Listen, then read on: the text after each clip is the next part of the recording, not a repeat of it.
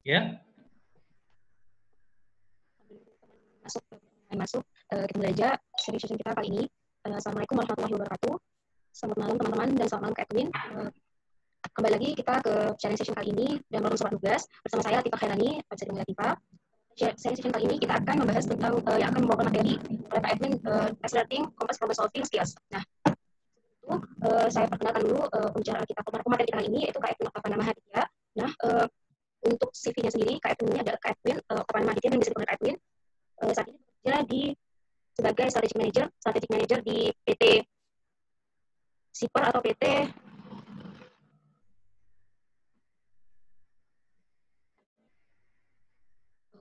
saat ini Kak Edwin bekerja sebagai strategic manager di Siper atau PT Sipindo Teknologi Logistik, dan sebelumnya juga Kak Edwin pernah bekerja sebagai manajemen consultant di Deloitte Consulting dan Deloitte Digital Asia Pasifik. Nah, di saat bekerja sebagai manajemen consulting, Kak Edwin telah melakukan beberapa hal, yaitu seperti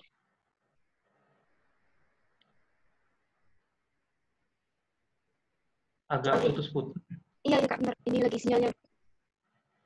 Nah, Kak Edwin sendiri pernah terlibat dalam hal strategi masuk pasar, penataan pasar, transformasi digital, implementasi manajemen perubahan, resolusi proses, strategi dan operasi teknologi, digital workshop, strategi kemasan digital, analisis perdagangan, dan manajemen proyek, yang dimana dalam halaman Kak Edwin telah banyak menggunakan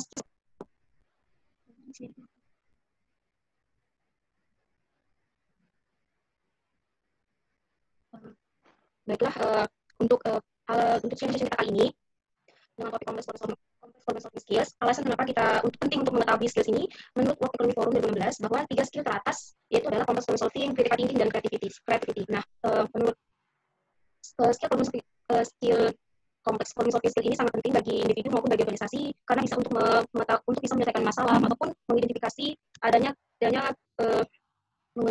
untuk adanya masalah-masalah yang potensial. Kemudian untuk dengan pentingnya kompleks problem solving ini tidak sesuai dengan apa yang terjadi di pasar tenaga kerja, bahwasanya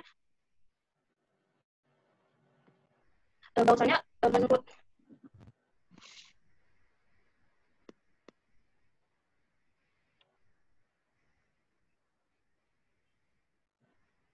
meskipun demikian, berdasarkan Department for Education 2018, bahwa 41% pelamar ini tidak memiliki kekurangan skill pemecahan masalah yang kompleks. Nah, hal ini juga didukung oleh World Economic 2018, bahwa sebesar 35% lapangan pekerjaan di industri membutuhkan skill ini, tapi hanya 66% yang bisa memiliki skill tersebut. Nah, untuk mengatasi adanya gap skill tersebut ini, maka diperlukan adanya mentorship atau pelatihan bagi mahasiswa ataupun fresh graduate. Nah, untuk pemateri kita untuk complex problem solving akan dibawakan oleh Kak Edwin. Nah, Kak Edwin akan memberikan kita sedikit gambaran bagaimana sih skill complex problem solving skills ini, dan bagaimana pentingnya bagi kita maupun bagaimana cara mempercepat kompleks problem skills ini. Nah, kepada Kak Edwin, saya persilakan untuk pemaparannya.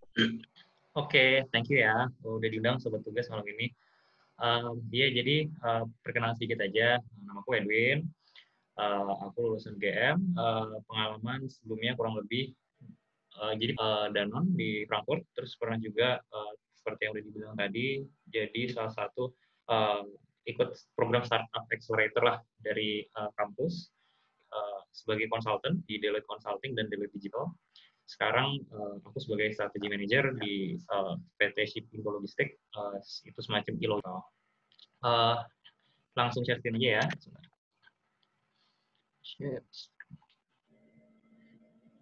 Ya, bisa dilihat screen-nya? Kelihatan nggak screen-nya?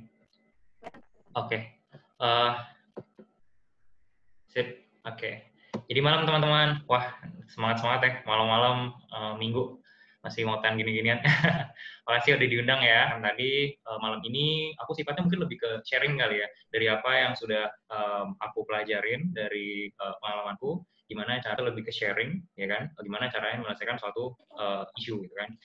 Sebenarnya kalau misalnya dibilang apakah ini cara terbaik untuk menyelesaikan suatu masalah, mungkin banyak cara-cara yang jalan buat aku dan mungkin beberapa teman-teman masih di konsultan sipil gitu kan. Dan sebenarnya ilmu-ilmu yang akan dipelajarin itu juga akan guna tidak hanya menyelesaikan masalah-masalah bisnis, tapi juga sebenarnya ternyata bisa kok dipakai kita, atau kita misalnya punya masalah tentang karir dan sebagainya.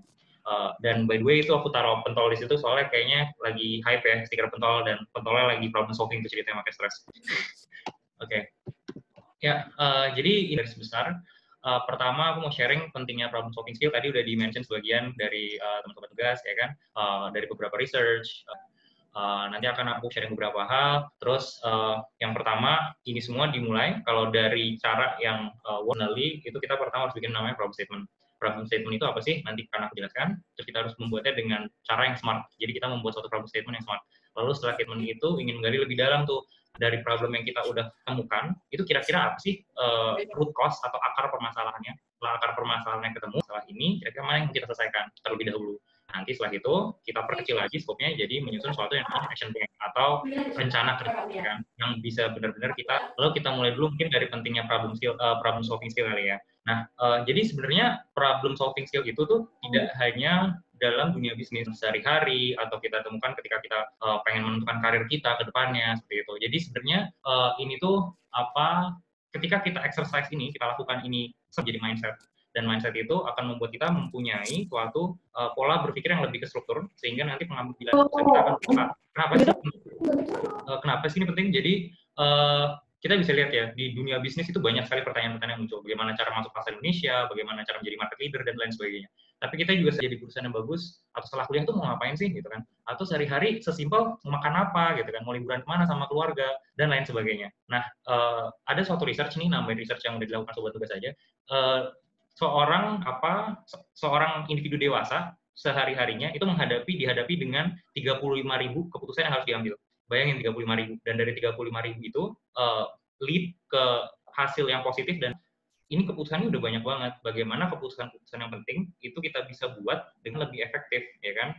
Jadi data-data yang dibutuhkan aja gitu. Kenapa? Karena zaman sekarang, ya kan, terus habis itu semua data kita dihadapi dengan informasi yang banyak banget kan, dari sosial media, dari mungkin kita kan. Jadi kita harus bisa memilah data-data tersebut sehingga kita membuat keputusan yang lebih tepat seperti itu. Nah, terus kita mulai dari gimana sih cara membuat smart method. Nah, sebenarnya smart itu kepanjangan aja sih dari specific, measurable, actionable, relevant, dan time bound. Maksudnya apa sih?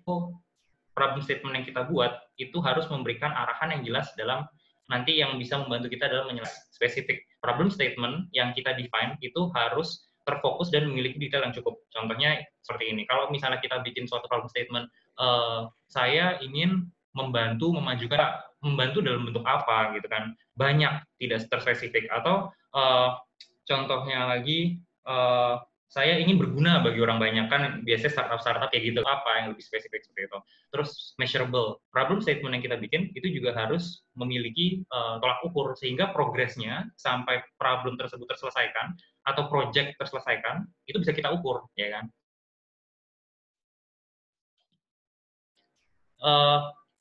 Masalah itu tuh harus bisa kita selesaikan, bukan sesuatu yang kayaknya mustahil gitu loh untuk kita selesaikan. Contohnya itu mikir, aku pengen jadi presiden dalam waktu 3 tahun, mungkin nggak? Ya mungkin, tapi kayaknya susah banget gitu kan. Jadi sebenarnya itu nggak actionable gitu kan. Terus ini itu ya harus relevan dengan keadaan yang kita hadapi. Contohnya gini, aku pernah menjadi koordinatornya banyak yang misalnya ada masalah nih di KKN yang harus kita selesaikan adalah ekonomi kreatif. Gimana cara memajukan ekonomi kreatif? Jangan malah kita membuat suatu statement, oke, kita harus jadi problem statement yang kita define itu juga harus relevan dengan keadaan yang kita hadapi. Lalu yang terakhir itu harus memiliki target waktu atau time bound. Jadi problem statement yang kita define itu juga harus punya suatu deadline atau target waktu untuk mencapai dalam penyelesaian masalah tersebut. Seperti itu. Kita langsung ke contoh aja kali ya biar lebih gampang. Nah, contohnya ini beberapa contoh yang dianalisa minimal 1 offer kerja manajemen trainee gitu kan dalam waktu 6 bulan. Ini smart nggak nih kira-kira? Dilihat bahkan kerja manajemen trainee. Jadi kita tahu targetnya tuh, oke, kita akan terfokus kepada kita udah nge-set target kita di sini adalah atau matriks kita minimal 1 ya kan. Di sini kita nge-set dalam waktu 6 bulan seperti itu. Yang kedua, mirip tapi berubah nih, bagaimana cara mendapatkan kerja? Ini smart nggak? Ini kurang smart. Kenapa? Karena ini tidak spesifik. Kita mau dapat kerja di bidang apa? Kerja di sini tuh kita ada targetnya, offernya berapa atau di mana seperti itu kan. Terus target waktunya juga nggak ada. Kalau target waktunya nggak ada, kita set kayak yang sebelumnya dalam waktu 6 bulan, kita bisa menentukan tuh sampai 6 bulan kita dapat kerja, kira-kira apa aja yang harus dilakukan. Seperti itu. Lalu coba kita buka case ke masalah yang lebih bisnis problem statement-nya gitu kan. Bagi kalian nih ada salah satu brand nih kan dari brand terkenal nih. Bagaimana cara meningkatkan keuntungan atau profit margin penjualan produk tersebut sebanyak 20% dalam 1 tahun. Smart nggak nih? Ini di sini problem statement ini termasuk smart. Kenapa? Karena ini spesifik. Bagaimana cara meningkatkan? Karena kita ngomonginnya gimana cara meningkatkan margin penjualan atau keuntungannya sebanyak 20%, ya kan? Ini ada target waktunya nggak ada dalam waktu 1 tahun, ya kan? Terus selanjutnya kita kasih contoh lagi, sama mirip seperti yang di atas, tapi meningkatkan penjualan produk A, tapi dengan mengurangi biaya produksi. Ini kemungkinan sulit kan untuk dicapai gitu loh. Makanya ini kurang smart. Kenapa sulit untuk dicapai? Gimana caranya kita jualan gitu kan? Dan itu adalah sesuatu yang sulit dicapai, ya kan? Karena otomatis makin banyak kita produksi, ongkos produksi juga semakin besar, ya kan? Terus yang terakhir, ini contoh bagaimana cara menurunkan tingkat infeksi DBD di Desa Pendowo Harjo, desa waktu itu KKN, setidaknya 50% dibanding tahun sebelumnya. Karena ini spesifik, ya kan? Gimana cara menurunkan tingkat infeksi DBD di suatu dunia. Paling nggak harus turun misalnya 50%. Nah, terus di sini juga ada target waktunya, dalam waktu 2 bulan, seperti itu. Terus kalau misalnya kita udah dapet nih suatu problem, kita ingin bisa mendrill down atau lebih memilah, ya kan, lebih dalam, menggali lebih dalam dari problem statement yang kita udah buat tersebut untuk menemukan akar permasalahannya atau apa sih yang harus dilakukan untuk kita bisa menyelesaikan isu tersebut. Kita perlu mengenal yang namanya konsep misi, MECE. Nah, ini konsep ini nih kalau misalnya di teman-teman yang consulting nih hits banget nih istilahnya misi ini. Misi itu apa sih? Misi itu mutually exclusive, collectively exhaustive. Gampangnya, ini tuh mengelompokkan informasi-informasi secara komprehensif. In other words, misi itu adalah bagaimana kita mengelompokkan informasi-informasi yang ada menjadi kelompok lain, itu tidak saling beririsan, ya kan, atau tidak timpang tindih. Tetapi kelompok-kelompok ini kalau misalnya ditambahkan atau dijumlahkan, itu menjadi suatu populasi, mewakili populasi keseluruhan. Nah, karena ada contoh yang kurang misi atau tidak misi. Contoh misi adalah di sini populasi manusia di dunia dibagi berdasarkan umur, range umur. 0 sampai 15, 16 sampai 25, 26 sampai 40, 41 sampai 60, dan di atas 60. Nah, di sini kenapa contoh ini misi? Karena dua orang yang masuk, tidak mungkin ada satu orang yang masuk dalam dua kategori yang berbeda, ya kan? Nggak mungkin misalnya aku masuk dalam kategori umur 16 sampai 25 dan 26 sampai 40, pasti salah satunya. Seperti itu dijumlahkan, ini mewakili keseluruhan populasi yang ada, seperti itu.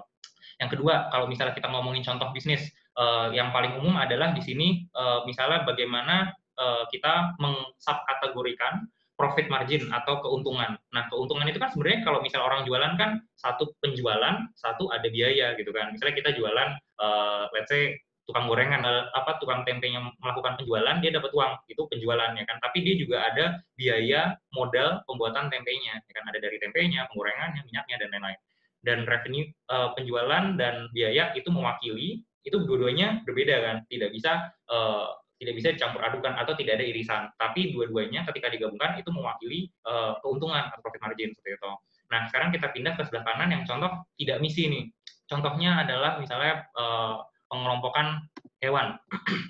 Hewan di dunia ini, ya kan, kita misalnya kelompokan A dan B, hewan darat dan hewan yang bisa terbang.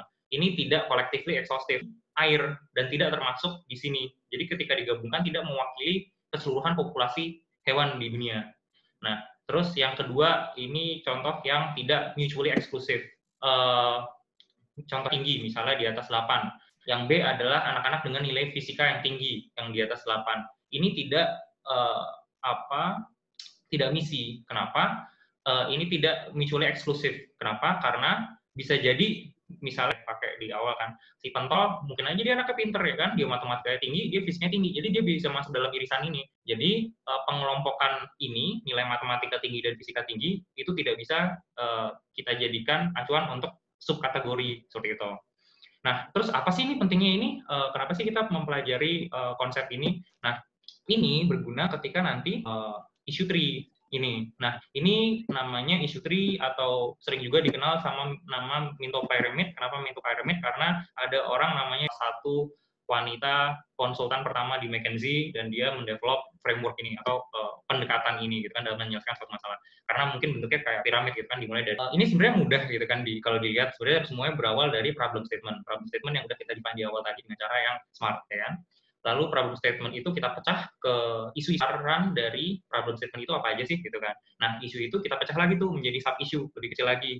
Tapi dalam kita mendefinisikan atau membuat suatu hipotesa, ketika kita membagi isu dan sub issue, itu antar isu dan antar sub issue tidak boleh ada irisan atau tidak boleh mewakili populasi secara menyeluruh atau misi tadi itu. Maka itu kenapa kita perlu memahami tentang konsep misi, ya kan? Nah, setelah kita breakdown tuh kan ya, dari isu jadi lebih kecil lagi, sehingga panjang gitu kan. Terus kalau misalnya kita ngomongin masalah bisnis, biasanya disupport dengan data-data yang ada.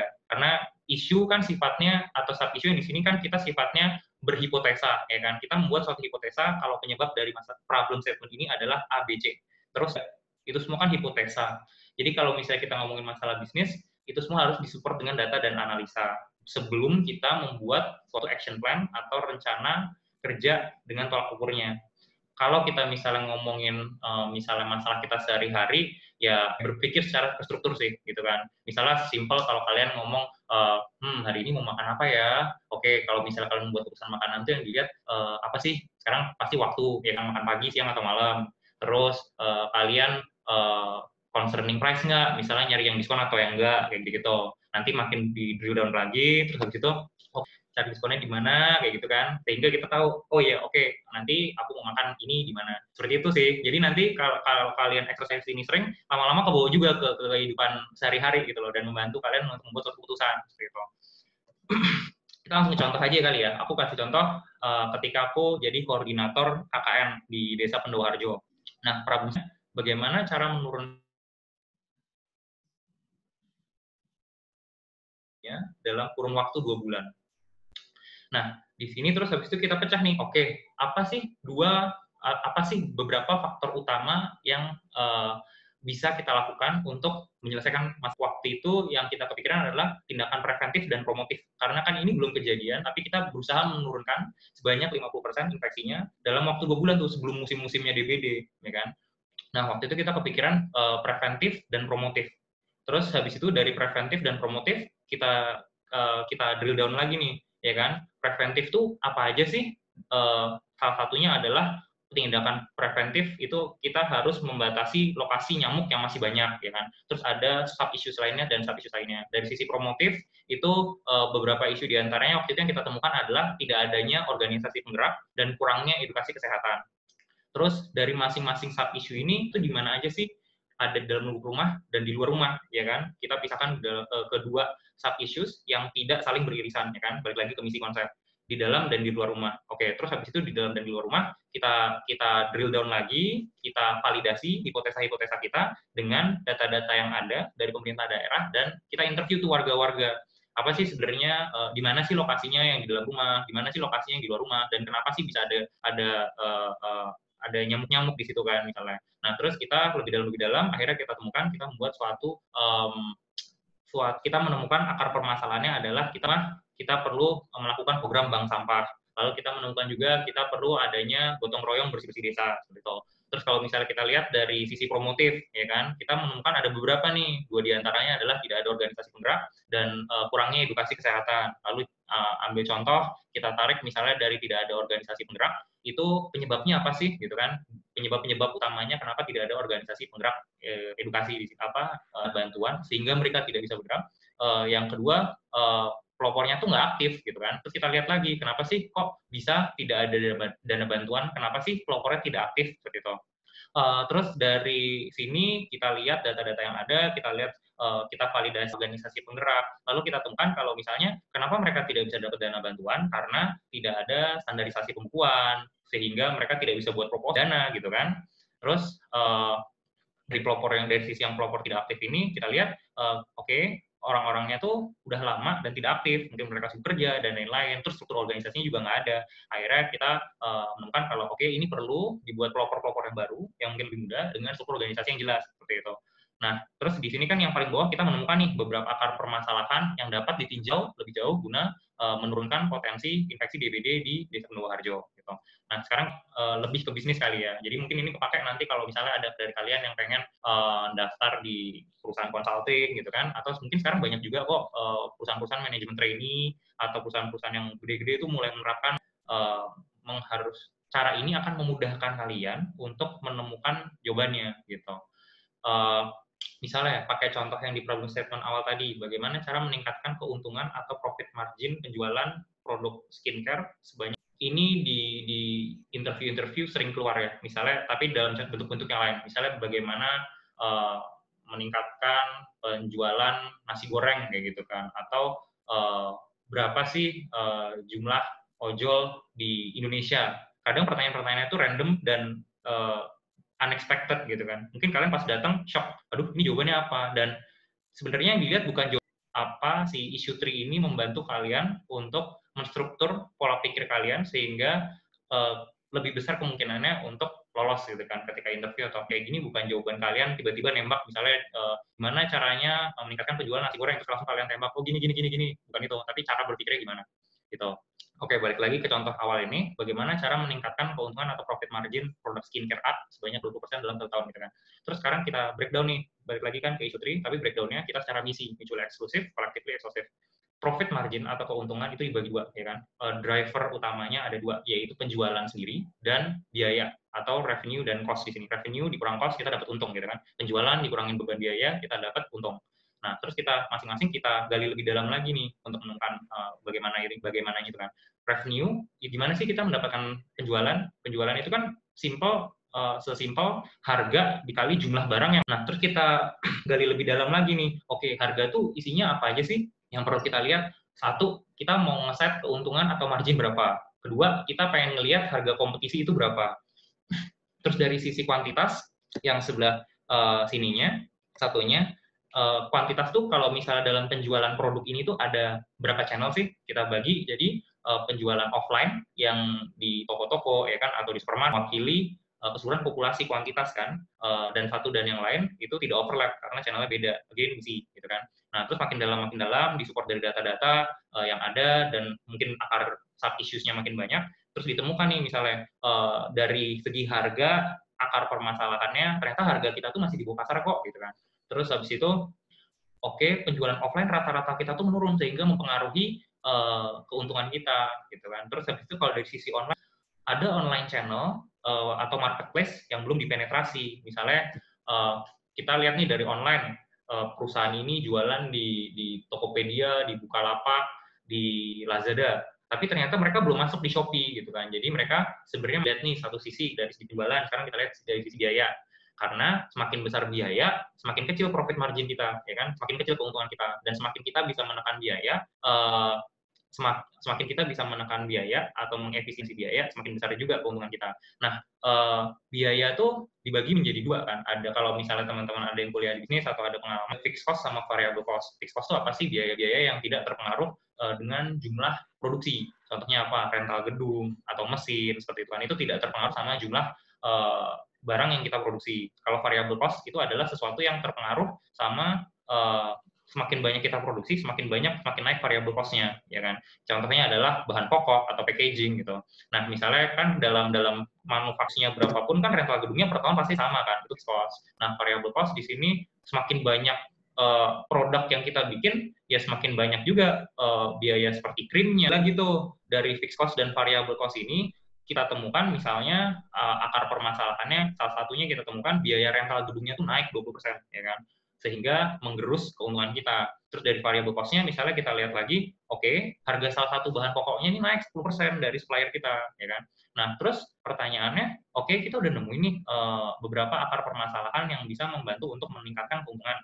Terus yang mana yang harus dikerjain gitu kan. Nah, selanjutnya dari sini kita bisa menggunakan pendekatan ini, namanya gampangnya sebenarnya ini cuma apa ya namanya 2x2 framework atau 2x2, karena basically di sini ada 4 bantu kita memprioritaskan mana sih masalah yang ingin kita selesaikan terlebih dahulu gitu. Nah, bagaimana caranya kita bisa dari tadi kan kita menemukan nih ada 5 gitu kan, ada 5 permasalahan yang bisa kita selesaikan untuk meningkatkan keuntungan. Nah, dari 5 ini tuh mana sih yang pengen kita kerjain duluan? Tentukan nih 2 faktor utama yang bisa membantu kita atau yang paling penting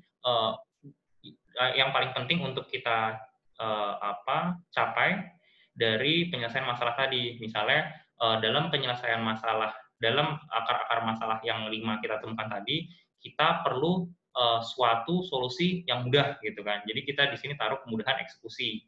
Terus sebelah kiri kita tentukan faktor potensi impact-nya. Nah, potensi impact itu misalnya dari 5 itu, yang kalau kita lakukan, yang mana yang membawa impact paling gede kepada peningkatan profitability perusahaan.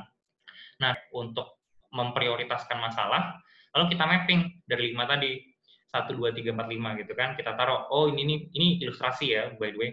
Misalnya kita udah pikir-pikir sama tim, atau misalnya kalian punya masalah, kalian pikir-pikir, terus habis itu kalian mapping, misalnya dari contoh yang sebelumnya, action plan 1 atau harga masih di bawah harga pasar sehingga sulit untuk dieksekusi tapi punya potensi impact yang gede nih gitu kan. Terus misalnya yang kedua, penjualan offline rata-rata menurun. Mungkin kita lihat ini tuh sulit dieksekusi dan impact-nya tuh juga nggak begitu gede kalau kita selesaikan gitu kan. Kita taruh di sini. Online yang belum dipenetrasi, misalnya tadi kita ambil contoh Shopee. Oh, ternyata kita belum masuk di Shopee. Kita lihat untuk masuk ke Shopee itu ternyata lebih mudah daripada opsi-opsi lainnya, dan potensi impact-nya untuk meningkatkan penjualan itu juga besar karena mungkin Shopee itu sekarang lagi rame-ramenya gitu kan, penjualan lagi tinggi, secara traffic juga lagi tinggi gitu. Terus yang keempat, biaya rental gedung manufaktur naik 20%. Kita lihat tuh mirip seperti 2, dia susah untuk dieksekusi dan impact-nya tuh sebenarnya nggak begitu gede gitu kan, karena mungkin biaya rental gedung manufaktur naik 20%, tapi total biaya gedung rental gedungnya itu juga nggak begitu besar misalnya gitu. Terus harga salah satu bahan pokok naik 10%. Oh iya, itu kalau misalnya kita bisa selesaikan, impact-nya gede itu, karena kan selesai kita bisa menekan harga pokoknya, kita turunin, kan ini naik 10%, kalau misalnya ini nggak naik 10%, sebenarnya profit kita, gross margin kita naik 10% tuh, mudahnya seperti itu kan. Tapi apakah itu mudah untuk dilakukan? Ternyata enggak. Misalnya banyak faktor karena suppliernya alot untuk dinegosiasi gitu kan, atau kita cuma punya satu supplier. Kalau kita cuma punya satu supplier, ya negosiasinya susah dong, karena mereka yang megang semua bahan baku kita gitu kan. Terus misalnya dari sini, oh ternyata opsi pack-nya itu gede gitu. Terus setelah itu apa gitu kan? Apa yang kita bisa lakukan untuk masuk ke online channel yang belum dipenetrasi. Nah, setelah itu kita move ke bagian terakhir, yaitu menyusun rencana kerja atau action plan dan bagaimana mengukur prosesnya. Nah, di sini dari isu yang udah kita prioritaskan untuk kita selesaikan tadi, kita kerja yang benar-benar bisa kita eksekusi. Karena ketika kita ngomongin, oke, kita belum penetrasi ke Shopee. Nah, lalu pertanyaannya bagaimana kita bisa penetrasi ke marketplace yang belum kita penetrasi? Apa aja ngomongin dalam konteks bisnis ya, misalnya kita analisa dulu nih marketplace mana yang potensinya paling gede. Kita cara mengukurnya gimana? Ya kita perlu come up dengan, atau kita perlu membuat suatu rekomendasi marketplace mana aja yang terbaik berdasarkan size produk jenisnya atau banyaknya transaksi di dalam marketplace. Terus gimana sih kompetitor tuh di situ, apakah mereka proyeksi penjualan 3 tahun dan sebagainya. Terus action plan apa yang kira-kira kita bisa kerjakan dalam bentuk yang lebih kecil nih. Nah, di sini tuh maksudnya yang benar-benar besok tuh langsung bisa kita kerjain gitu loh. Satu jenis. Yang kedua, kita menentukan potensi size 3 tahun ke depan. Yang ketiga, menentukan 2 prioritas marketplace, seperti itu. Terus, setelah itu semua selesai, lalu apa? Kita perlu bikin surat perjanjian dengan marketplace yang udah kita pilih itu, ya kan? Kita udah milih 2, gimana tersebut. Terus, task-nya apa aja nih, atau rencana kerjanya apa nih yang lebih kecil gitu kan. Yang pertama, melakukan pembicaraan awal dengan marketplace-nya, terus finalisasi perjanjiannya dengan marketplace-nya. Oke, kalau udah final, kita udah bikin perjanjian, kan operationalnya kan, gimana kita perlu ngatur gimana nanti caranya ngirim barang ke mereka, gimana caranya nanti kalau ada promosi dengan mereka, dan lain sebagainya. Nah, di sini terus kita breakdown lagi nih ke masalah yang lebih, action step yang lebih kecil nih.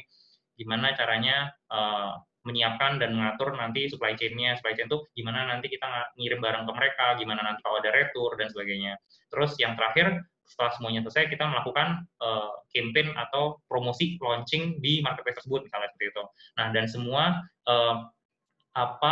task atau kegiatan-kegiatan yang paling kecil ini, itu harus kegiatan yang benar-benar kita bisa kebayang nih, oke, besok bisa dilakukan, oke, besok tim udah bisa mulai nih satu-satu berurutan, ya kan? Makanya dalam 2 minggu, yang kedua habis itu setelah 2 minggu selesai, 2 minggu kemudiannya, habis 2 minggu kemudiannya, sampai misalnya finalnya dalam waktu 2 bulan, seperti itu. Dan Dan ini semua yang ada di sini, framework-framework ini itu tidak hanya berlaku pada dunia bisnis. Kalian bisa menerapkannya juga kepada kehidupan sehari-hari, ya kan? Karena misalnya sebagai contoh, kalau misalnya kita balik beberapa slide, misalnya yang sini kan sesimpel misalnya di sini masalah KKN, tapi kalian juga bisa nge-breakdown nih, kalian mau kerja di perusahaan mana berdasarkan kemampuan kalian. Di sini misalnya ada kemampuan kalian, di sini ada pasarnya, sehingga kalian dapat kira-kira ada action plan apa aja yang harus saya lakukan.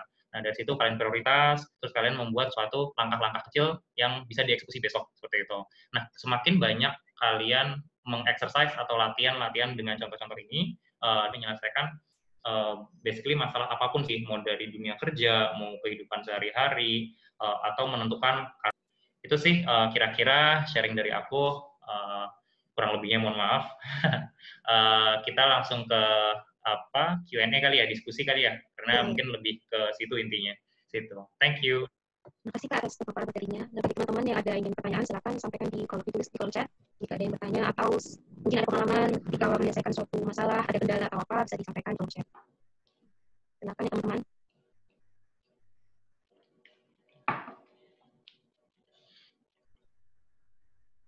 Oh ya Kak, saya mau bertanya dulu. Yeah. Kan kalau misalnya kita sudah breakdown masalah besar sampai yang action plan-nya, nah ketika sudah dieksekusi ternyata tidak berhasil action-nya itu planning tindakan yang harus dilakukan, apakah kita harus balik lagi ke awal yang paling besar atau hanya fokus di sub-isunya atau action plan-nya cari yang lain atau gimana gitu? Oke, good question. Jadi kan kalau misalnya kita balik lagi ke konsep, makanya kita perlu memahami konsep misi ini gitu kan. Mutually exclusive masalah itu ke sub-sub masalah yang lebih kecil, itu yang kita breakdown sudah harus mewakili kemungkinan besarnya tuh secara keseluruhan gitu loh. Maksudnya ketika kita membreakdown jadi masalah-masalah yang lebih kecil, itu tuh kira-kira tuh sudah mewakili masalah gedenya gitu kan. Nah, terus pertanyaannya ketika kita udah breakdown nih jadi semakin kecil, terus kita lakukan eksekusi, yang pertama mungkin tidak berhasil gitu kan. Mungkin masalah utamanya bisa dua hal sih. Yang pertamanya tuh impact-nya tuh nggak di sini gitu kan. Nah, sebenarnya tuh yang perlu kita lakukan pertama tuh di yang nomor 5 dulu gitu kan.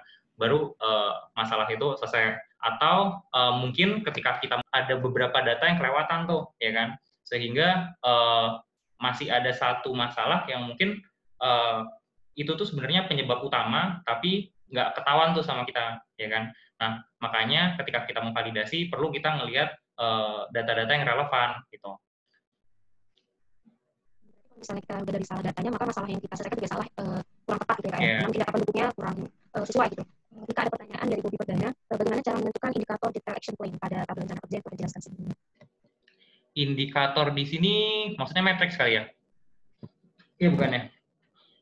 Oke. Kalau misalnya kita ngomongin ya matriks ya. Ya. Oke. Kalau kita misalnya menentukan matriksnya atau tolak ukurnya, sebenarnya kan kita lihat ketika kita mendefinisikan ketika kita mendefinisikan problem statement, makanya problem statement kita di awal tuh harus bisa di-measure atau bisa diukur, ya kan? Kita menentukan tolak ukurnya. Misalnya di sini cara meningkatkan keuntungan sebanyak 20%. Nah, ini nanti juga akan berpengaruh ketika kalian mendefinisikan matriksnya di belakangnya, ya kan? Karena dari 20% ini berarti jumlah penjualan kita harus naik sebanyak X, atau harga kita harus dinaikkan sebanyak Y persen, seperti itu. Dan 20% ini juga kita nanti breakdown lagi kan, kalau misal kita dari segi biaya itu seberapa banyak. Nah, nanti itu yang akan menjadi kan tadi masalahnya 20%, gimana caranya meningkatkan 20% keuntungan. Nah, berarti kita bisa dilihat di sini nih, misalnya asumsi, ini ilustrasi aja ya, misalnya keuntungan dengan cara menaikkan penjualan di Shopee, kita buat penjualan di Shopee 10%, dan misalnya di Bili yang kita belum masuk ada 10% gitu misalnya. Nah, harus ada deal-dealan dengan dua marketplace itu jadi matriks yang di sini. Kita memiliki kesepakatan partnership dengan dua marketplace. Nah, terus naik lagi juga kan matriksnya. Gimana cara kita menentukan dua marketplace itu? Nah, kita berarti perlu membuat suatu studi kasus atas beberapa marketplace. Makanya semua ini tuh semuanya runtutan gitu loh, yang perlu dimengerti kalau ingin bisa menyelesaikan masalah dengan efektif, ya kan. nanti kita juga bisa mengukur matriks kerjaan-kerjaan kita yang lebih kecil seperti itu. Terus next, kalau masih mau nanya langsung ditanya aja ya, by the way ya Bubi ya. Terus ini dari Win ya, situasi interview ketika HRD menanyakan pertanyaan di mana pertanyaan itu tidak mengerti sama sekali, tidak mengerti apa yang dibicarakan, baik bahasanya ataupun harus dijawab. Bagaimana menyelesaikan masalah tersebut dengan menerapkan metode yang sudah dijelaskan. Terima kasih. Oke, gini, kalau misalnya bahasa itu tidak mungkin kurang tepat kalian diselesaikan dengan masalah ini, kalian mungkin bisa ditanyakan bisa switch ke bahasa yang lebih dimengerti seperti itu kan. Tapi kalau misalnya ketika kita tidak mengerti apa yang dia bicarakan, di-clarify aja nggak apa-apa gitu. Misalnya saya pernah dapat case ada berapa tukang nasi goreng di Jakarta gitu kan. Terus kalian nggak apa-apa untuk bilang sebentar, kasih waktu saya untuk berpikir dan dan bikin catatan lah basically gitu kan. Terus kalian pikir, oke, tukang nasi goreng itu di Jakarta dipengaruhi sama faktor apa aja ya kan. Bisa jadi sama populasi di Jakarta tuh ada berapa dan berapa orang yang makan nasi goreng gitu kan. Nah terus viewernya misalnya jumlah orang di Jakarta tuh ada berapa sih gitu. Itu boleh kalian nanya tuh sah kok, dan nggak usah, dari pengalaman saya sih, kita nggak usah menganggap diri kita tuh harus bisa menjawab semua yang dia tanyakan. It's okay kalau misalnya kita mau nanya dan ada clarifying point gitu, karena kita tidak ingin terlihat juga sok tahu dan berasumsi terlalu banyak, karena asumsi itu bahaya. Malah sebenarnya ketika kita bertanya itu memperlihatkan kalau kita tuh detail oriented gitu sih. Oke. Bobby, untuk angka-angka yang ditampilkan di kolom matriks, apa digunakan rumus tertentu? Nggak ada rumus yang saklek sih, tergantung case-nya apa.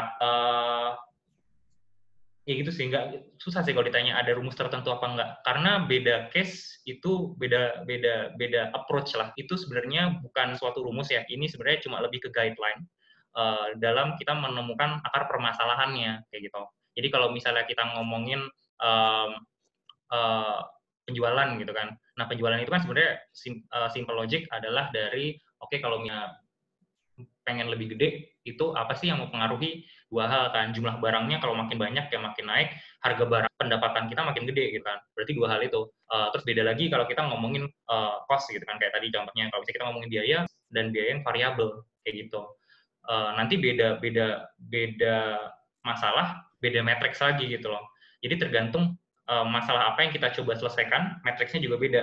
Kalau misalnya waktu itu ada tim KKN yang waktu itu gimana caranya meningkatkan waktu itu ya, misalnya let's say meningkatkan literasi baca gitu kan, ya basically kita ngukurnya dengan cara yang berbeda kan, berapa murid yang habis itu misalnya kita bikin suatu grup game gitu kan, itu juga bisa dijadikan tolak ukur. Jadi tolak ukurnya itu tergantung dari masalah yang ingin diselesaikan sih kayak gitu. Terus saya pernah dengar untuk case solving kadang menggunakan financial modeling. Oh, oke, agak teknis ya.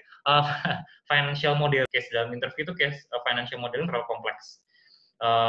Karena financial modeling itu basically kan kalian membuat kira-kira kalau misalnya beberapa faktor dirubah itu hitungannya berubahnya jadi kayak gimana gitu kan. Misalnya financial modeling, kita bisa melakukan financial modeling untuk misalnya membandingkan misalnya mau investasi di mana gitu kan, dan ada beberapa, kalau kita mau investasi di negara mana gitu kan. Nah, dan negara-negara itu kan ada faktor-faktornya, misalnya inflasi atau faktor apapun. Nah, financial modeling itu kan kita basically membuat suatu model yang dimana kalau faktor-faktor ini kita ganti, hingga kita membuat keputusan berdasarkan financial modeling itu. Itu hitungannya ya banyaklah variabel-variabel yang harus di consider, dan tiap industri kita melakukan financial modeling itu apa. Kedua, beda-beda tiap industri. Kalau misalnya kita ngomongin di bisnis ya, industri manufaktur beda cara ngitungnya, manufaktur aja juga ada yang maupun otomotif, itu juga cara ngitungnya beda, banking cara ngitungnya beda. Nah, si financial modeling itu dibentuk untuk itu gitu. Cuma kalau misalnya kita ngomong case interview itu kayaknya simpel-simpel yang kayak tadi, misalnya saya mau bisnis saya rugi, gimana cara biar untung kayak gitu kan, dan kalian melakukan follow up question, penjualannya sekarang gimana Pak, dan melakukan decision tree itu tadi kan. Kayak gini apa kayak gini ya? Kayak gini tuh kecil banget, tapi merah. Oke, kira nanya. Oke, gitu ya Bobby ya.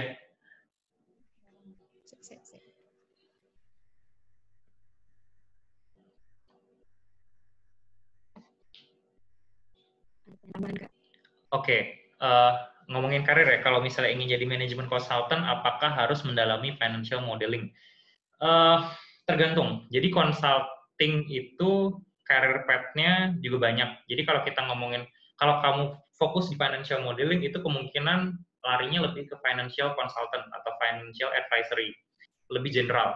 Jadi kita bisa ngomongin market entry, marketing strategy, atau kita bisa operation optimization. Itu gimana sih? Misalnya ini biaya operasional tuh tinggi banget gitu kan. Kita kenapa kok bisa tinggi banget gitu kan? Terus kita lihat apakah misalnya biaya operasional tinggi karena supplier kalian misalnya terlalu sedikit gitu kan. Suppliernya cuma 2 misalnya gitu. Jadi si dua-duanya ini tuh bisa aja kan mereka ngobrol kayak kita naikin harganya, dia juga nggak bisa apa-apa gitu kan. Nah, ada juga yang misalnya marketing strategi gimana caranya menjual produk lebih banyak gitu kan. Jadi kalau misalnya financial modeling itu, yes, aku pernah ngerti juga, tapi kalau ngomongin manajemen consulting in general, fokusnya nggak di situ gitu loh. Jadi bisa apapun sih. Tapi ketika awalnya kamu misalnya pengen masuk di manajemen consultancy, yang paling penting adalah si case study-nya akan related to problem solving. Jadi bedanya ketika kalian melamar kerja misalnya di perusahaan A atau manapun, dan ngelamar kerja di consulting firm, itu kalau misalnya di consulting firm itu nggak cuma ditanyain tentang behavioral, kayak misalnya strength weakness kayak gitu tuh ada, tapi pasti ada tambahan case study kayak gitu. Dan itu bisa banyak sih dicari di internet, case study example, atau YouTube tuh ada contoh-contohnya, Mas Study, Deloitte case study kayak gitu. Itu ada sih gitu. Tapi again, consulting tidak selalu fokus di financial modeling aja. Karena misalnya ngomongin market entry strategi itu juga mungkin tidak menggunakan financial modeling kayak gitu. Gitu. Wah, menarik nih. Bobby kayaknya pengen masuk di consulting ya.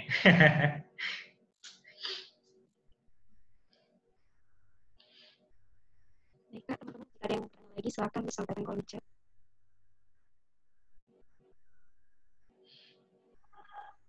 Kak, Halo? kalau framework dari Smart, Niche itu sampai akhir itu, apakah bisa salah, maksudnya hanya satu kerangka itu aja, satu framework itu aja, atau masih banyak kerangka yang lain untuk menyelesaikan masalah yang lain gitu? Oke. Jadi ini adalah kerangka-kerangka yang menurutku paling banyak digunakan sih, dan bisa digunakan di masalah apapun. Kalau kita ngomongin apakah ada kerangka-kerangka lain, ada, pasti ada. Dan kalau kalian misalnya menemukan suatu kerangka yang menurut kalian fit buat kalian, ya dipakai aja gitu loh. Cuma ini menurutku adalah suatu kerangka-kerangka yang general, ya kan, general pun gitu loh. Mau kita ngomong masalah karir, bisnis, ataupun personal, itu tuh juga bisa dipakai gitu kan. Misalnya kayak gini deh, dan bisa nggak kita pakai misalnya salah satu aja dari kerangka ini. Misalnya ini, bisa aja kita pakai isu tree dengan sendiri standalone gitu, bisa aja. Misalnya kan kita pengen menentukan, oke, 2 bulan lagi aku lulus kuliah nih, habisnya aku mau ngapain ya? Terus di-define kan dengan problem statement-nya, oke, bagaimana 2 bulan lagi setelah aku lulus gitu kan. Nah, terus kita bagi lagi kan, kita pecah lagi ke isu-isunya. Oke, kita kategoriin, pertama itu kerja, kedua itu bisa aja kita kuliah, atau ketiga misalnya bisa aja bisnis gitu kan. Terus kita pecah lagi tuh, kalau kuliah kita pengen kuliah di mana, habis itu pengen kuliah apa, terus kalau misalnya kalau misalnya gitu. Jadi dalam kehidupan sehari-hari pun ini tuh kepake gitu loh. Makanya kenapa framework ini yang aku perkenalkan gitu, kerangka-kerangka ini aku perkenalkan, karena ini tuh mau masalahnya apapun yang kalian hadapin itu akan berguna gitu. Mungkin kalau misalnya ada lagi yang sering itu tambahan aja tuh biasanya kalau kalian dihadapkan pilihan gitu kan, oke, sebenarnya lebih ke alternatif ke ini kali ya.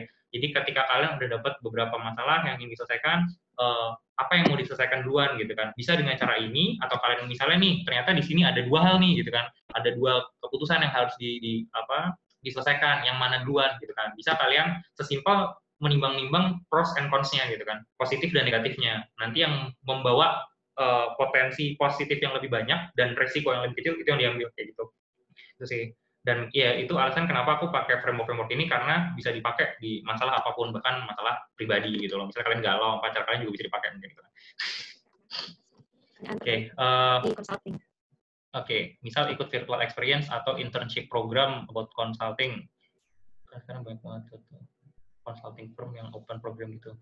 Oke, dari aku pribadi sih, ini again pribadi ya. Ada alasan kenapa aku milih jalur awal karirku di consulting. Karena apa ya, kan ketika aku lulus, aku juga belum tahu kan, aku tuh mau kerja di industri apa sih, atau aku mau kerja apa. Nah, dengan aku apply di consulting firm, manajemen consultancy, itu kan aku terekspos dengan berbagai macam lini bisnis, ketemu stakeholder highlight di berbagai lini industri.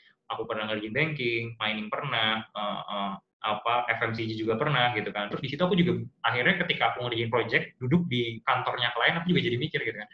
Kayaknya nanti kalau misalnya kerja di industri ini asik nih gitu kan. Jadi itu juga memberikan aku pencerahan menarik. Dan sekarang pertanyaannya, apakah pengalaman kalau misalnya magang di consulting itu akan jadi poin plus? Pasti dong. Kalian kalau misalnya istilahnya internship atau magang itu adalah head start kalian untuk daftar kan. Kalau misalnya jadi kalian dibandingkan dengan orang-orang yang belum punya pengalaman pasti akan lebih dipertimbangkan gitu kan dengan daripada orang-orang yang belum ada pengalaman. Apalagi kalau misalnya pengalaman itu related dengan field yang lagi kalian apply. Misalnya di consulting ya pasti pengetahuan consulting itu juga pakai kan gitu loh. So. Wah, mau daftar kemana nih? Terus ini ada pertanyaan sebelumnya dari Bobby juga ya? Oke. Kepikiran pindah dari accounting firm ke management consulting firm. Ya, good. Bagus kok. Paling nggak secara udah sering ngelihat itu ya P&L ya kan, financial statement. Jadi nanti ketika ngelihat data-data juga nggak kaget ya. Oke, sip. Good luck. Ada pertanyaan lagi, masih ada waktu. Kalau ada yang ditanyakan atau masih ada yang bingung terkait frameworknya mungkin. Boleh loh nanti juga connect on LinkedIn, nanti tanya. Silakan bisa hubungin Edwin dari link emailnya yang tertera di screen.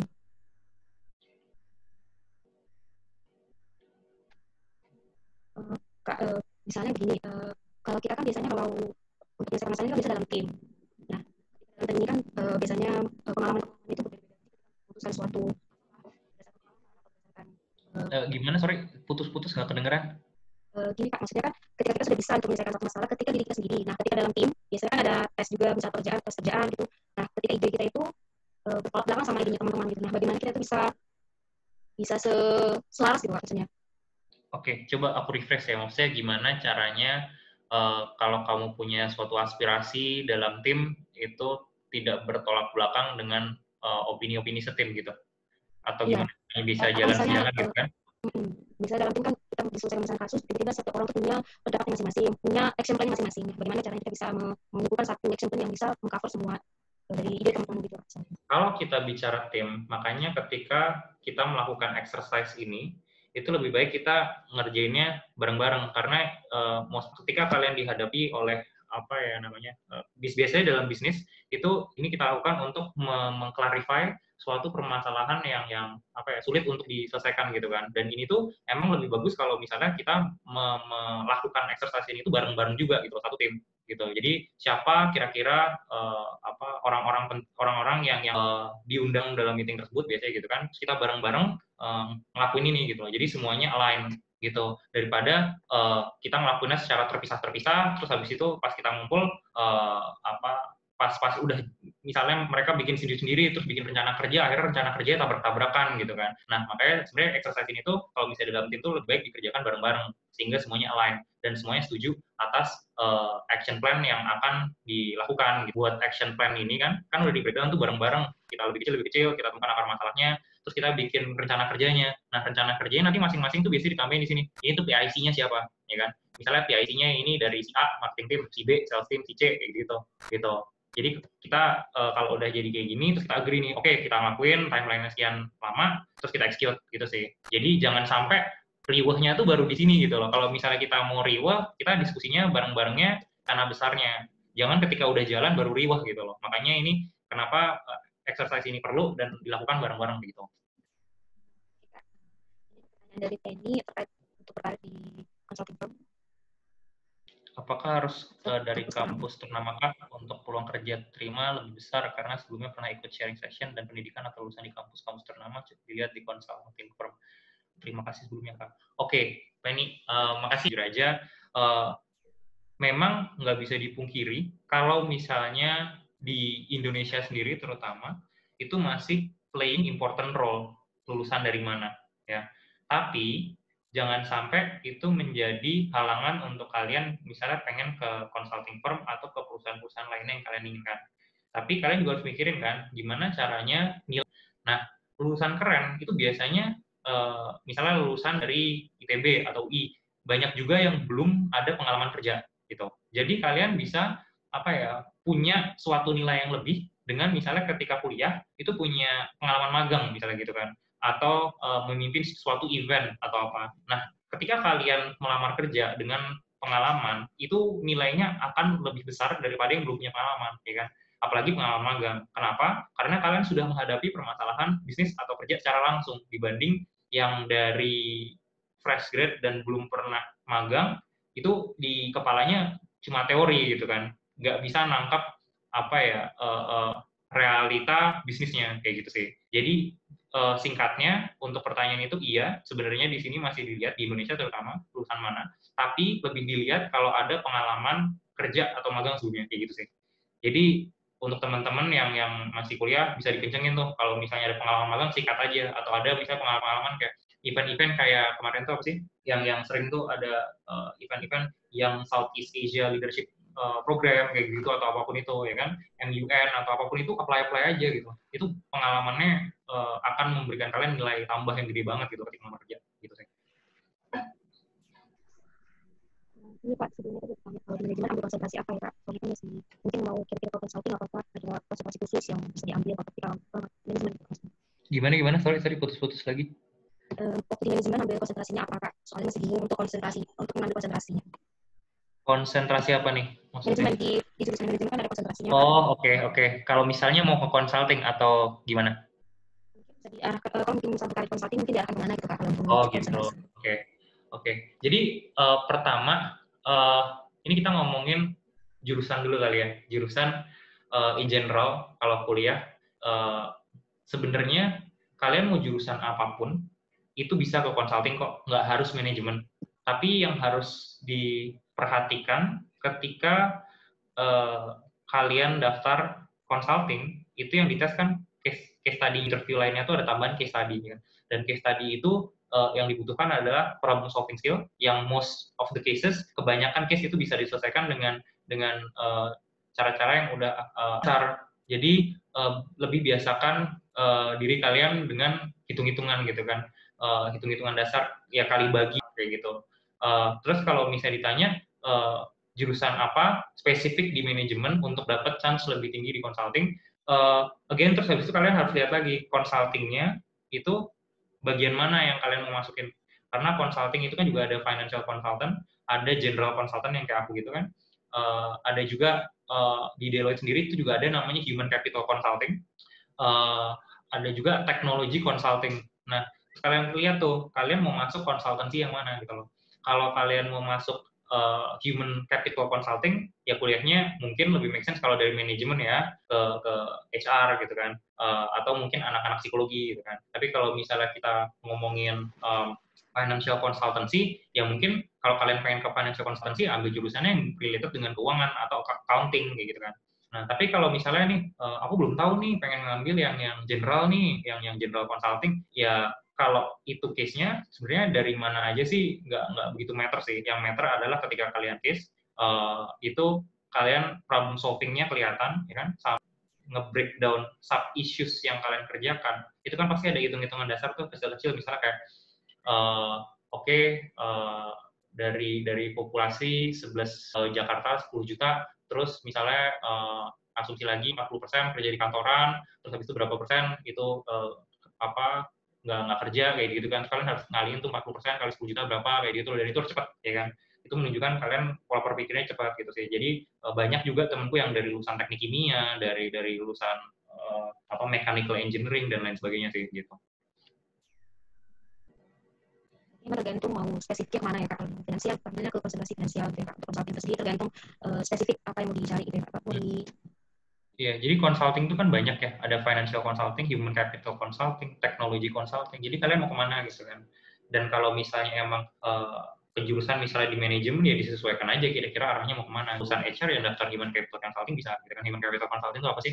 Gimana kita meningkatkan kapabilitas orang-orang atau pegawai-pegawai suatu perusahaan sehingga mungkin mereka mindsetnya lebih leadership gitu kan, mindsetnya mungkin lebih bisa gampang adopsi sama perubahan digital yang cepat kayak gitu kan. Itu Human Capital Consulting misalnya contohnya.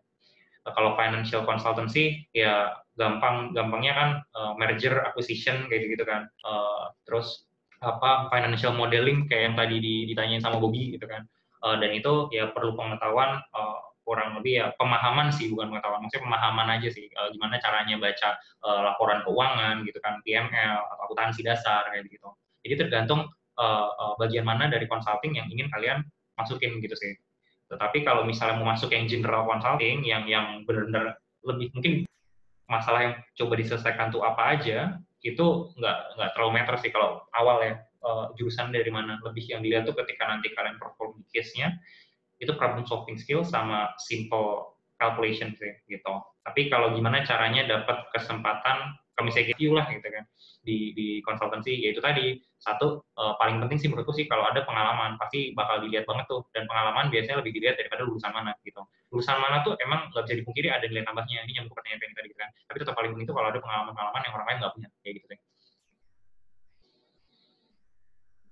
Makasih ya Kak, sebenarnya sudah pertanyaan dan jika masih ada pertanyaan atau tidak ada, maka saya simpulkan aja ya Kak, atau gimana Kak, atau masih teman-teman yang ingin bertanya? Ya boleh, ada yang mau nanya lagi? Nah, kalau misalnya sekarang kan sudah lagi industri 4.0, big data, artificial intelligence itu sama membantu nggak Kak, kalau misalnya ketika kita nanti menyelesaikan kompleks problem solving ini? Gimana? Pernah dengar gitu kan, misalnya kan sekarang kan lagi eranya itu artificial intelligence, big data. Nah, apakah dengan big data atau artificial intelligence ini sudah cukup untuk bisa menyelesaikan masalah-masalah yang biasanya yang di kompleks seperti itu gitu kan? Apakah memang butuh tetap consulting itu tetap dibutuhkan ketika kita ada masalah, walaupun sudah tadi kan meminjam datanya kan sangat menentukan kita mau tindakannya apa. Misalnya tadi kan kalau keuangan kan kita sudah ada data financial, data penjualan segala macam. Nah, ketika data itu sudah ada, perannya di konsultan ini gimana gitu Kak, misalnya? Justru sekarang peran consultants itu lebih dibutuhkan daripada sebelum-sebelumnya. Dan jadi gini, kan perusahaan-perusahaan itu berubah ya kan, karena ada banyak hal lah ini kan, maksudnya semuanya ini kan, ada AI, ada robotik, ada RPA atau apapun itu kan. Tapi semua itu kan sifatnya alat atau tools gitu kan, yang membantu mensupport dalam pengambilan keputusan. Jadi kan jatuhnya di sini gitu kan, validasi data-data, pembuatan keputusannya itu kan juga masih memerlukan problem solving skill, karena tanpa kita tahu akar permasalahannya apa, kita juga mau lihat data yang mana nggak tahu gitu kan. Dan kalau misalnya semakin banyak nih, ada banyak lah, maksudnya ada data science, ada artificial intelligence, terus ada kalau misalnya di marketing juga ada social listening, apapun itulah, itu kan banyak informasi. Gimana caranya kita bisa menerima semua informasi ini dan membuat keputusan yang tepat gitu loh. Karena kalau misalnya kebanyakan informasi juga, yang ada kita malah pusing gitu kan, nggak bisa membuat keputusan. Jadi problem solving skill itu masih penting dalam kita memilah informasi-informasi mana yang butuh kita lihat, sehingga kita bisa membuat keputusan yang tepat. Jadi semakin banyak informasi, sebenarnya kalau misalnya aku lihat sih, peran consulting firm itu jadi semakin penting gitu. Satu, dari segi membantu mengarahkan lihat gitu kan, untuk membuat keputusan yang benar. Yang kedua, banyak juga kok sekarang tuh, apalagi di Indonesia kan, ini kan perkembangan makin cepat, tapi banyak juga perusahaan-perusahaan yang belum bisa menggunakan teknologi ini dengan secara maksimal gitu kan. Dan sekarang consulting firm juga mulai berubah dari yang tadinya misalnya fokusnya lebih ke high level strategi, sekarang semua yang di consulting juga harus paham tentang teknologi terkini gitu. Jadi ketika mereka merekomendasikan suatu rekomendasi kepada kliennya, itu mereka juga harus aware dengan semua teknologi terbaru gitu loh, gitu. Dan inovasi teknologi juga bisa mempercepat juga ya Kak, ketika kita membuat keputusan, bantu dengan kita dengan kompleks kita. Dan semua itu kan sifatnya tool ya, alat ya kan. Alat juga kalau misalnya tidak ada engine berpikir di belakangnya, ya nggak bisa jalan gitu kan. Makanya itu gunanya kenapa consulting itu makin kesini malah makin di-hire dengan adanya semua ini, itu membantu untuk membuat keputusan atau membuat mengarahkan gitu kan, teknologi mana sih yang harus kita pakai untuk kita perlu lihat dari semua data point yang kita punya sekarang untuk membuat keputusan yang tepat. Karena ada juga perusahaan-perusahahan yang kayak oke, kita sekarang implement nih AI gitu kan, implement nih robotik, kita tarik nih semua data dari semua data point yang bisa kita tarik, tapi at the end of the day mereka dapat tuh semua data, tapi satu datanya nggak terstruktur. Ketika datanya nggak terstruktur, datanya juga nggak ada artinya, cuma random number gitu kan, cuma angka-angka random aja yang nggak bisa, yang nggak make sense gitu loh. Jadi akhirnya kita harus rapiin datanya gimana caranya ini jadi suatu data yang make sense. Dan mungkin semua data ini tuh juga nggak perlu dikumpulin kan, sebenarnya cuma beberapa data aja yang mereka perlukan gitu kan, gitu. Karena at the end of the day itu cuma tool, ya kan. Yang penting itu proses berpikir di belakangnya gitu. Yang terakhir dari Bobby Perdana. Sip. Seneng nih Bobby nih, asik nih. Mau tanya lagi dong, maaf. Enggak, aku seneng kok. Kenapa lulusan teknik, mostly HI dan lainnya bisa masuk manajemen consulting ya Mas, dan bisa melahap semua case-nya. Padahal isu atau cases-nya mostly seputar lahapan anak. Oke. Ya kayak yang aku bilang tadi ya, sebenarnya lulusan apapun tuh bisa masuk ke consulting gitu loh. Karena yang dibutuhkan tuh satu problem solving, calculation skill aja. Dan semua tuh sekarang kita bisa dapetin online kan. Kalau misalnya kita tinggal Google aja lah, maksudnya consulting case study, itu banyak banget keluar gitu loh. Atau kalian masukin tambahin satu keyword lagi, consulting study, case study PDF, langsung keluar e-booknya tuh, yang bisa kalian download. Yang nggak tahu sih legal apa nggak, yang nggak ngajarin ya, by the way. Tapi itu bisa di-download dan kalian bisa pelajarin gitu kan, jadi resource kalian bisa latihan sama teman kalian gitu kan. Dan kenapa mereka bisa melahap, terus lanjut lagi pertanyaannya, kenapa mereka bisa melahap case-case ini, padahal ini related to management cases ya, atau ekonomi. Karena sebenarnya ilmu manajemen, kalau kita ngomongin manajemen consulting ya, it's not something yang rocket science gitu. Itu bukan sesuatu yang kita perlu belajar kayak, misalnya aku pengen menciptakan pesawat gitu kan, berarti kan aku harus belajar aero engineering gitu kan. Nggak bisa, susah lah untuk aku belajar dari sendiri gitu kan, dari buku. Mungkin Elon Musk bisa, tapi kan aku susah gitu kan. Tapi kalau misalnya yang namanya ilmu manajemen kan sebenarnya sesuatu yang kita hadapin sehari-hari gitu kan. Kalian kiriman dari orang tua, atau kalian kerja part time gitu kan, itu pemasukan. Kalian jajan, itu pengeluaran. Itu kan sebenarnya sesuatu yang simpel kan. Terus kalian misalnya jualan di online shop, kalian jualan kaos jersey gitu kan. Banyak tuh teman-teman yang jualan kaos jersey dulu gitu misalnya. Atau jualan makanan, kalau di Jogja di Sunmore gitu kan. Itu kan ketika kalian jualan makanan, kalian beli bahan bakunya, itu cost. Terus habis itu ketika kalian dapat penjualan atau ada orang yang beli, itu revenue. Jadi ilmu manajemen itu semuanya tuh mudah untuk dicerna sama logika kita karena kita menghadapinya sehari-hari gitu loh. Dan itu alasan kenapa ya siapapun tuh bisa masuk ke consulting. Itu dari non consulting tuh masuk ke consulting gitu sih. Terima kasih atas jawabannya. Berarti emang kalau untuk masuk ke consulting firm, semua jurusan asal mempunyai skill yang memperluas skill, kemudian bisa paham mungkin secara general tentang manajemen, mungkin sudah bisa masuk ya untuk manajemen consulting. Karena masalah-masalah yang dihadapi di manajemen atau misalnya case study manajemen tuh simply yang kita juga udah sering baca di berita, kita udah sering menghadapi sehari-hari gitu loh. Yang tinggal dilatih adalah problem solving skill-nya dengan cara ya salah satunya Google aja gitu loh, atau YouTube gitu kan, case study, consulting, gitu. Lebih mudah dipahami daripada aku belajar teknik mesin gitu kan, atau teknik kimia gitu kan. Aku bakal pusing banget gitu loh. Tapi kalau sebaliknya dari teknik kimia atau teknik mesin terus Google tentang manajemen consultancy case, itu mereka bakal masih paham gitu loh. Gitu. Terima kasih atas jawabannya. Sudah jam 21 lewat Kak. Kayak berkesimpulannya ya.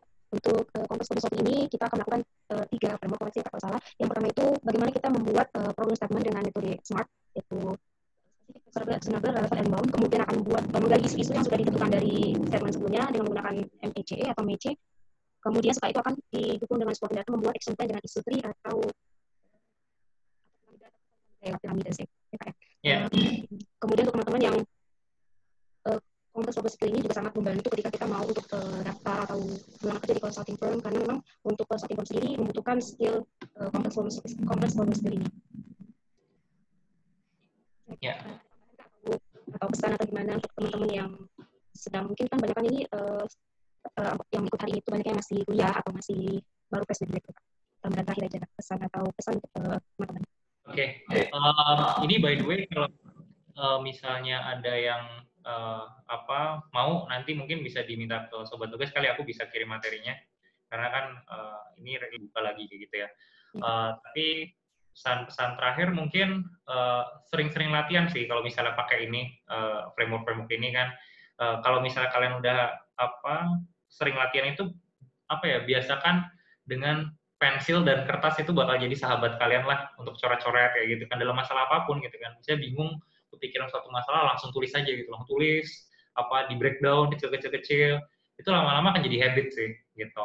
Dan sebenarnya itu kalau untuk dilakukan gitu sih dan akan mempermudah sih dalam menyelesaikan masalah apapun. Dan untuk teman-teman yang nyari kerja have fun. It's going to be fun adventure nyari kerja dan ingat selalu untuk punya value added sih. Kalau misalnya tadi kan ada soalnya ada yang mention tadi kan tentang masalah lulusan kayak gitu kan. Jadi kalau misalnya kalian kurang dari satu hal ya ditambah dengan hal yang lain kayak pengalaman kayak gitu sih. Itu aja dari aku. Terima kasih atas kesempatan, terima kasih atas sharing kali ini ya Kak Edwin. Semoga bisa bermanfaat untuk teman-teman sekalian dan semoga sukses juga untuk Kak Edwin di karirnya. Amin, amin. Thank you ya teman-teman ya. Semoga berguna. Terima kasih. Assalamualaikum.